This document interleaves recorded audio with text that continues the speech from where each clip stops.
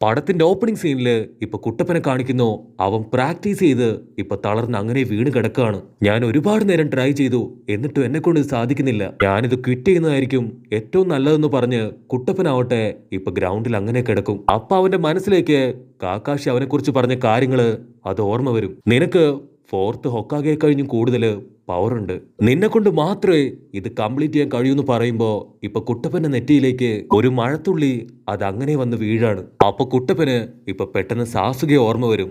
അവനവന്റെ face to face കുട്ടപ്പനെ നോക്കി നിന്നത്, പിന്നീട് ദൂരത്തേക്ക് നടന്നു പോയത്, അങ്ങനെ ഒരുപാട് കാര്യങ്ങൾ അത് കാണുമ്പോ ഇപ്പൊ കുട്ടപ്പൻ ഫുൾ ചാർജ് ആയിട്ട് അവൻ ചാടി എഴുന്നേക്കാണ്. എന്നെ കൊണ്ട് ഇത് പറ്റും, ഐ ക്യാൻ എന്നൊക്കെ പറഞ്ഞ് ഇപ്പൊ കുട്ടപ്പനാവട്ടെ അവൻ പ്രാക്ടീസ് ചെയ്യാൻ തുടങ്ങും. അപ്പൊ ലോങ് ഷോട്ടില് ഇപ്പൊ സാക്കുറ കുട്ടപ്പനെ നോക്കി നിൽക്കാണ്. കുട്ടപ്പനും അവന്റെ ക്ലൗൺസും ചേർന്ന് ഇപ്പൊ ഒരുപാട് റെസൻ ക്രിയേറ്റ് ചെയ്യുമ്പോ അതിൽ ഒരു ക്ലൗണിന്റെ കൺട്രോൾ നഷ്ടപ്പെട്ട് അവന്റെ നയൻ ടൈൽ ഫോക്സിന്റെ പവർ അത് പുറത്തേക്ക് വരാൻ തുടങ്ങും. അതിന് ബാക്കിയുള്ള കുട്ടപ്പന്മാര് ഇപ്പൊ വിളിച്ചു പോവും, ഓടിക്കോ, അവന്റെ നയൻ ടൈലിന്റെ പവർ അത് പുറത്തേക്ക് വന്നിരിക്കുകയാണ്. അതുകൊണ്ട് യാമുട്ടോ സെൻസായി തന്റെ വുഡ് ജിപ്സ് വെച്ച് കുട്ടപ്പന്റെ ക്ലൗൺസിനെയും ആ നയൻ ടൈൽ പവറിനെയും ഇപ്പൊ അങ്ങനെ തന്നെ അബ്സോർബ് ചെയ്യും. കുട്ടപ്പൻ ഒരു ഭാഗത്ത് തളർന്നിരിക്കുമ്പോ ഇപ്പൊ കാക്കാഷി വന്നിട്ട് പറയും, നീ ഇപ്പൊ ഒരു ദിവസം മുഴുവൻ പ്രാക്ടീസ് ചെയ്തു, 2000-ഓളം ക്ലൗൺസിനെ ഉപയോഗിച്ചു, വെറും 24 മണിക്കൂർ കൊണ്ട് നിനക്ക് ഇത്ര ഇമ്പ്രൂവ്മെന്റ് ഉണ്ട്. അതുകൊണ്ട് തീർച്ചയായിട്ടും നീ സ്ട്രോങ് ആയിട്ട് പ്രാക്ടീസ് ചെയ്താല് നിന്നെ കൊണ്ട് ഇതിന് കഴിയും. അതിന് കുട്ടപ്പൻ പറയും, ഞാൻ ഒരുപാട് കഷ്ടപ്പെട്ട് എന്റെ 200-ഓളം ക്ലൗൺസിനെ വെച്ച് കോൺസെൻട്രേറ്റ് ചെയ്തു, പക്ഷെ എന്നെ കൊണ്ട് ഇപ്പൊ അതിന് കഴിയുന്നില്ല എന്ന് പറയുമ്പോ അതിന് കാക്കാഷി പറയും, നീ ഇപ്പോ എന്റെ ആ പഴയ കുട്ടപ്പനല്ല. ഞാൻ വിശ്വസിച്ചത്, സ്നേഹിച്ചത് അതെല്ലാം തന്നെ കഴിവും ആത്മവിശ്വാസവും ഉണ്ടായിരുന്ന ആ പഴയ കുട്ടപ്പനെയാണെന്ന് ഇപ്പൊ കാക്കാഷി പറയും. അപ്പൊ സാക്കുറയുടെ അടുത്തേക്ക് ഇപ്പൊ സായ് വന്നിട്ട് ചോദിക്കും, എന്തു പറ്റി, എന്തെങ്കിലും കുഴപ്പമുണ്ടോ?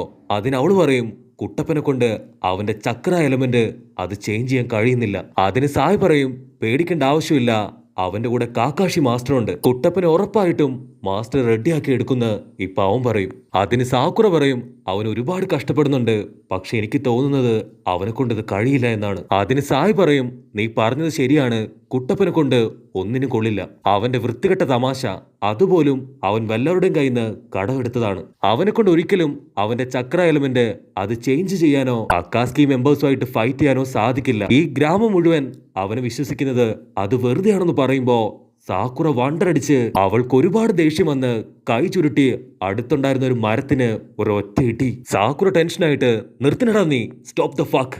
കുട്ടപ്പൻ ചിലപ്പോ ഒരു പൊട്ടനായിരിക്കും, അവൻ ഒരുപാട് ലിമിറ്റേഷൻസ് ഉണ്ടാവും, പക്ഷെ എത്രയോ തവണ അവൻ നമ്മുടെ ജീവൻ രക്ഷിച്ചിട്ടുണ്ട്. ഈ ഗ്രാമത്തിൽ തന്നെ അവൻ എല്ലാവർക്കും പ്രിയങ്കരനാണെന്ന് പറയുമ്പോ അത് കേട്ട് സായി ആവട്ടെ ഇപ്പൊ ചിരിക്കാൻ തുടങ്ങും. അവൾ നീ എന്തിനാ ചിരിക്കണേ ചോദിക്കുമ്പോ അവനിപ്പോ ഒരു ബുക്ക് എടുത്ത് സാക്കുറയ്ക്ക് കാണിച്ചു കൊടുക്കും. സായി പറയും, ചില സമയത്ത് നമ്മൾ ഒരുപാട് നുണ പറയുകയാണെങ്കിൽ യഥാർത്ഥ കാര്യം അത് പുറത്തു വരുമെന്ന് ഈ ബുക്കിൽ ഞാൻ വായിച്ചു, അത് ഞാൻ ചെറുതായിട്ടൊന്ന് ടെസ്റ്റ് ചെയ്താന്ന് പറഞ്ഞ് അവനിപ്പോ കുലുങ്ങി കുലുങ്ങി ചിരിക്കും. എനിക്കറിയാം നിനക്ക് നറൂട്ടോ കുട്ടപ്പനെ എത്രത്തോളം ഇഷ്ടവും വിശ്വാസവും ഉണ്ടെന്ന്, പക്ഷെ നിന്റെ ഫുട്പില്ലിന് മാത്രം അവനോട് നീതി പുലർത്താൻ കഴിഞ്ഞില്ല. അത് കേൾക്കുമ്പോ ഇപ്പൊ നമ്മുടെ ചുന്ദരിക്ക് അവളുടെ കലി കേറി വരും. നിനക്ക് എത്ര ധൈര്യം ഉണ്ടെങ്കിൽ എന്റെ ഫുട്പില്ലിനെ കുറ്റം പറയും ചോദിക്കുമ്പോ ഇപ്പൊ സായി ആവട്ടെ അവൻ ട്രൗസറും പൊക്കി അവിടുന്ന് ജീവനും കൊണ്ട് ഓടും. അപ്പൊ അതേ സമയത്ത് ഇവിടെ കുട്ടപ്പനാവട്ടെ ഒരുപാട് ടയർഡായിട്ടും ആ ഒരു പെരുമഴയത്ത് ട്രെയിനിങ് എടുക്കാനായിട്ട് വീണ്ടും സജ്ജനാവാണ്. കുട്ടപ്പൻ പറയും, ഞാൻ റസൻഗണിന്റെ മേലെ ഫുൾ കോൺസെൻട്രേഷൻ കൊടുത്താ പിന്നീട് എന്തോ എനിക്കതിന്റെ എലമെന്റ് അത് മാറ്റാനായിട്ട് കഴിയുന്നില്ല. അത് യാമുട്ടോ കേൾക്കുമ്പോ യാമുട്ടോയ്ക്കും കുട്ടപ്പൻ പറയുന്നത് കറക്റ്റ് ആണെന്ന് മനസ്സിലാവും. അപ്പൊ ഉടനെ ഇപ്പൊ കാക്കാഷി അവന്റെ ക്ലൗണിനെ ക്രിയേറ്റ് ചെയ്ത് ആളുടെ ക്ലൗൺ ലെഫ്റ്റിലേക്കും കാക്കാഷി റൈറ്റിലേക്കും ഇപ്പൊ കോൺസെൻട്രേറ്റ് ചെയ്ത് നിൽക്കും. അത് കാണുമ്പോ ഇപ്പൊ നറൂട്ടോ തുള്ളിച്ചാടും, വാവ് ഞാൻ കണ്ടുപിടിച്ചു, ബാക്കി ഞാൻ നോക്കിക്കോളാന്ന് പറഞ്ഞ് കുട്ടപ്പനാവട്ടെ അവന്റെ മൾട്ടി ഷാഡോ ക്ലൗണിനെ ക്രിയേറ്റ് ചെയ്ത് വീണ്ടും റെസൻഗൺ പവർ അത് ക്രിയേറ്റ് ചെയ്യാൻ തുടങ്ങും. കട്ട് ചെയ്താ ആ വില്ലന്മാര് അവരേതോ ഒരു മലയുടെ മുകളിൽ കയറി ആ ടൂ ടൈൽ മോൺസ്റ്ററിന്റെ അവന്റെ പവർ അപ്പാട് തന്നെ ഇപ്പൊ അബ്സോർബ് ചെയ്തുകൊണ്ടിരിക്കുകയാണ്. ഹീഡനാണെങ്കില് അവനിപ്പോ ദേഷ്യപ്പെട്ട് പറയും, ഈ ഒരു ടൂ ടൈലിന്റെ പവർ അത് അബ്സോർബ് ചെയ്യാനാണോ മാസ്റ്റർ ഇപ്പൊ ഇവിടേക്ക് വിളിച്ചു വരുത്തിയത്? എനിക്ക് വേണ്ടവൻ അവൻ ലീഫ് വില്ലേജിലുണ്ടെന്ന് പറഞ്ഞ് ഹീഡനാവട്ടെ അവൻ കിടന്ന് അലറാൻ തുടങ്ങും. അതിനാ ഹെഡ് പറയും, നീ പറയുന്നത് ലീഫ് വില്ലേജിനെ കുറിച്ചല്ലേ, നിന്റെ എടുത്തുചാട്ടം അതൊരിക്കല് നിനക്ക് വലിയ അപകടം ഉണ്ടാക്കിയതാണ്, മാത്രമല്ല ഞാൻ നിങ്ങളുടെ ഹെഡാണ്, ആ കാര്യവും നീ മറക്കാൻ പാടില്ല. അതിന് ഹീഡൻ, എനിക്ക് എന്റേതായ പേഴ്സണൽ ഗോൾസ് ഉണ്ട്. എനിക്കൊരിക്കലും എന്റെ ലൈഫ് മുഴുവനായിട്ടും ഓർഗനൈസേഷന് സമർപ്പിക്കാൻ കഴിയില്ല. അതിന് ഹെഡ് ടെൻഷനായിട്ട് അതൊന്നും പറ്റില്ല. ഈ ഓർഗനൈസേഷനിൽ എല്ലാവർക്കും ഗ്രൂപ്പായിട്ട് ഒരേ ഒരു ഗോൾ മാത്രമേ ഉള്ളൂ. അത് മാത്രമേ നീയും ഫോളോ ചെയ്യാൻ പാടുള്ളൂ. അതിനവൻ പറയും എന്നെ കൊണ്ട് പറ്റില്ല, നിങ്ങൾക്കെല്ലാം ആവശ്യം കാശ് മാത്രമാണ്. കാഗസവും എപ്പോഴും കാശിന് വേണ്ടി മാത്രമാണ് ജീവിക്കുന്നത് പോലും. പക്ഷെ ഞാൻ അങ്ങനെയല്ല. അതുകൊണ്ട് തന്നെ എന്റെ ഗോളും ഡിഫറെന്റ് ആണ്. ക്യാഷിന് വേണ്ടി ഒരിക്കലും ഫൈറ്റ് ചെയ്യാൻ ഞാൻ തയ്യാറല്ല. അതിന് ഹെഡ് പറയും നീ പറയുന്നതും ഒരു പരിധിവരെ ശരിയാണ്. അക്കാസ്കി മെമ്പേഴ്സിന് കാശ് ആവശ്യമാണ്. കാരണം അക്കാസ്കിയുടെ ഗോള് അത് അറ്റൈൻ ചെയ്യണമെങ്കിൽ ഒരുപാട് പണം നമുക്ക് വേണ്ടി വരും. അത് കേട്ട് ടോബി ചോദിക്കും ഞാൻ ഈ ടീമിൽ പുതിയതാണ്, അതുകൊണ്ട് അക്കാസ്കി മെമ്പേഴ്സിന്റെ നിങ്ങളുടെ ഗോൾ എന്താണെന്ന് ഇപ്പൊ അവൻ ചോദിക്കും. അതിനാ ഹെഡ് പറയും അക്കാസ്കി മെമ്പേഴ്സിന്റെ ഗോള് അത് അറ്റൈൻ ചെയ്യണമെങ്കിൽ വേറെ 3 ഗോള് അതിനു മുമ്പ് നമ്മൾ കംപ്ലീറ്റ് ചെയ്യണം. അതിലൊന്നാമത്തേതാണ് ക്യാഷ്. ക്യാഷ് ഉണ്ടെങ്കിൽ മാത്രമേ നമുക്ക് അതിനുള്ള ഫസ്റ്റ് സ്റ്റെപ്പ് അത് കംപ്ലീറ്റ് ചെയ്യാൻ കഴിയൂ. ക്യാഷ് എന്ന് കേൾക്കുമ്പോ ഇവിടെ ഹീഡൻ ആണെങ്കിൽ അവന്റെ കലി കേറി വരും. ലീഡർ പറയും സെക്കൻഡ് സ്റ്റെപ്പ് ആ ഒരു ക്യാഷ് അത് റൈറ്റ് വേയില് കറക്റ്റ് ആയിട്ട് ഉപയോഗിക്കുക. അതിന് ഹീഡൻ ചോദിക്കും സാധാരണ ഷിനോബീസും ഇങ്ങനെ തന്നെയല്ലേ ജീവിക്കുന്നേ? അവരും ക്യാഷിന് വേണ്ടി തന്നെയാണ് ഓരോ മിഷൻസ് ഏറ്റെടുത്ത് അത് കംപ്ലീറ്റ് ചെയ്യുന്നത്. ഇതാണോ അക്കാസ്കിയുടെ ഗോൾ എന്ന് ചോദിക്കുമ്പോ അതിന് വീണ്ടും ആ ലീഡർ പറയും നീ ചിന്തിച്ചു വെച്ചിരിക്കുന്നത് അത് മുഴുവൻ തെറ്റാണ്. നിനക്ക് വളരെ ക്ലിയർ ആയിട്ട് ഞാനത് പറഞ്ഞു തരാം. ഈ ലോകത്തിൽ തന്നെ മൊത്തം 5 ഷിനോബി വേൾഡ് ആണ് ആകെ ബാക്കിയുള്ളത്. ഈ ഓരോരോ വില്ലേജിലും ഓരോരുത്തർക്കും ഓരോരോ ബിസിനസ്സുകളാണ്. അവരോരോരുത്തരും അവർക്ക് അനുയോജ്യമായ മിഷൻ ചെയ്തിട്ടാണ് അവരുടെ ഏണിങ്സ് കണ്ടെത്തുന്നത്. ഇപ്പൊ ആരും പഴയതുപോലെ ഭൂമിക്ക് വേണ്ടിയോ സ്വത്തിനു വേണ്ടിയോ ഫൈറ്റ് ചെയ്യാറില്ല. ഇന്ന് യുദ്ധങ്ങൾ പോലും വളരെ കുറവാണ്.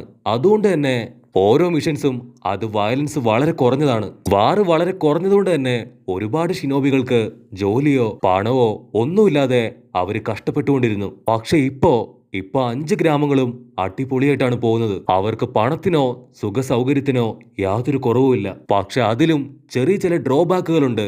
കാരണം അത്രയും വലിയ രാജ്യത്തിനകത്തുള്ള ചെറിയ ചെറിയ ഗ്രാമങ്ങളിൽ ഇപ്പോഴും ഒരുപാട് പേര് ജോലിയും പണമൊന്നും ഇല്ലാതെ പ്രതിസന്ധിയെ അനുഭവിച്ചു കൊണ്ടേയിരിക്കുകയാണ്. അങ്ങനെയുള്ളവരെ കണ്ടെത്തി അവർക്ക് കാശ് കൊടുത്ത് നമ്മുടെ ടീം അത് വലുതാക്കണം. അതുപോലെയാണ് ഇപ്പൊ സുമാർ വില്ലേജ് അത് നമ്മുടെ കൈവശമായത്. അതുപോലെ ഇനിയും ഒരുപാട് വില്ലേജുകള് നമുക്ക് കൈവശപ്പെടുത്തി കഴിഞ്ഞാല് ഈ ലോകം തന്നെ ഭരിക്കുന്നത് അത് മറ്റാരും ആയിരിക്കില്ല, നമ്മൾ ഓരോരുത്തരും ആയിരിക്കും. പിന്നീട് ആ 5 നിഞ്ച വില്ലേജും അവര് അക്കാസ്കിയുടെ കാൽക്കലേക്ക് വന്ന് വീഴും. ഇനിയാണ് the real goal, the final goal.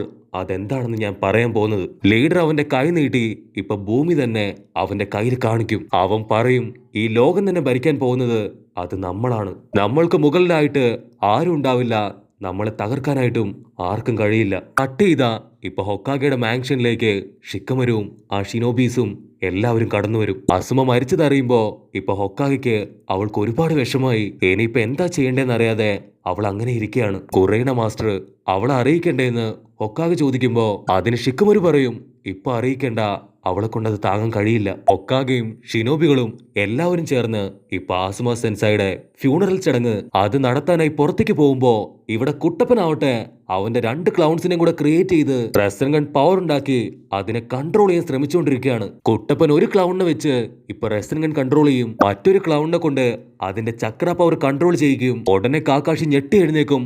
ഇപ്പൊ കുട്ടപ്പന്റെ ടാക്ടിക്സ് കണ്ട് കുട്ടപ്പൻ പറയും ഞാൻ എന്റെ ഓരോ ക്ലൗൺസിനും ഇപ്പൊ ഓരോ റെസ്പോൺസിബിലിറ്റി അത് അസൈൻ ചെയ്ത് കൊടുത്തിരിക്കുകയാണ്. കാക്കാഷി പറയും കുട്ടപ്പനെ പോലെ ക്ലൗൺസിന് വെച്ച് കളിക്കാൻ 4th ഹൊക്കാഗയ്ക്കോ എനിക്കോ ഒന്നും കഴിയില്ല. ഇത് കുട്ടപ്പനെ കൊണ്ട് മാത്രം കഴിയുന്ന ഒരു പ്രത്യേക കഴിവാണ്.